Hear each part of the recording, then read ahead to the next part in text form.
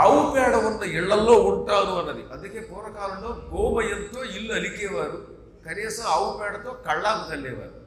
ఇప్పుడు అందరి ఇళ్ళు మార్బుల్సే, గ్రానైట్, ఏవో రకరకాల రాళ్ళు వచ్చాయి కదా.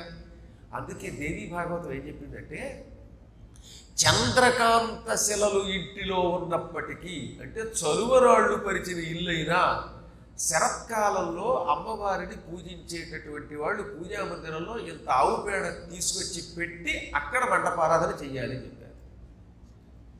అందుకే ఇప్పటికి కూడా మేము మా పీఠంలో, మా అమ్మవారి గుళ్ళో అది ఎంత అద్భుతమైన రాళ్లతో పరిచిన శరత్కాలంలో ఆవు పేడ పెడతాం అక్కడ. ఎందుకంటే ఆవు పేడ ఉంటే అక్కడికి అమ్మవారు వచ్చి కూర్చుంటుంది.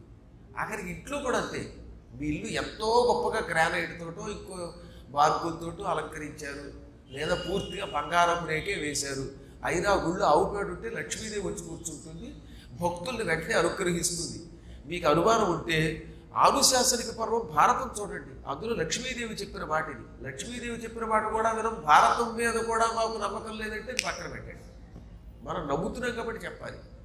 ఉపాసనా విధానాల్లో ఆవు పేడకి చాలా విలువ ఉన్నది. గోమూత్రం ఇంటి ముందు చల్లి, ఇంటి ముందు కొంచెం గోమూత్రం చల్లి ఆవు పేడని పెట్టి ఆ తర్వాత 9 రోజులు పూజ చేసి ఈ ఆవు పేడని తులసిలో కానీ లేదా బెలవృక్షంలో కానీ పొలంలో కానీ కలిపేస్తే సంవత్సరం తిరిగేలోపు వాడు అనుకున్న కోరికలు నెరవేరి తీరుతాయి అని ఉమాసంహితలో ఉమాదేవితో శివుడు చెప్పాడు.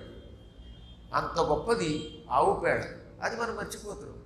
అందుకని మంత్రానుష్ఠానం చేయాలంటే తప్పనిసరిగా ఇంట్లో ఆవు పేడ ఉండాలి.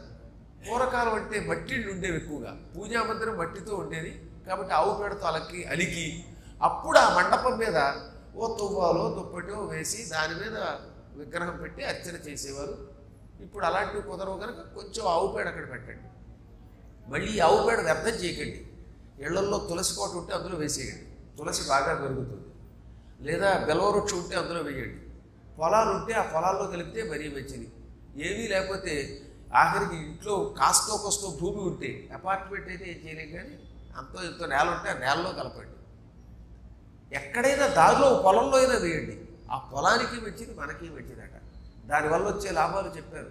పూర్వకాలం మట్టితో వినాయకుడి విగ్రహాలను తయారు చేసి, ఏది అగస్త్యుడి కాలంలో ఈ విగ్రహాలు పొలాల్లో కలిపేవారు. అందుకే పొలంలో పండే పంట ఆరోగ్యంగా ఉండేది, పంట నాశనం లేకుండా ఇంటికి వచ్చేది. విఘ్నేశ్వరుడి కటాక్షంతో తిరిగి వెనక్కి పంట వచ్చింది అని గణేశ పురాణంలో చెప్పాడు వేదవ్యాసుడు వారు. ఆ తర్వాత ముద్దల పురాణంలో కూడా అదే ఉంటుంది. కాబట్టి ఇలాంటివి చెయ్యాలి. ఆవు పేడ, గోమూత్రం ఇవి ఉన్న చోట తప్పనిసరిగా లక్ష్మి ఉంటుంది.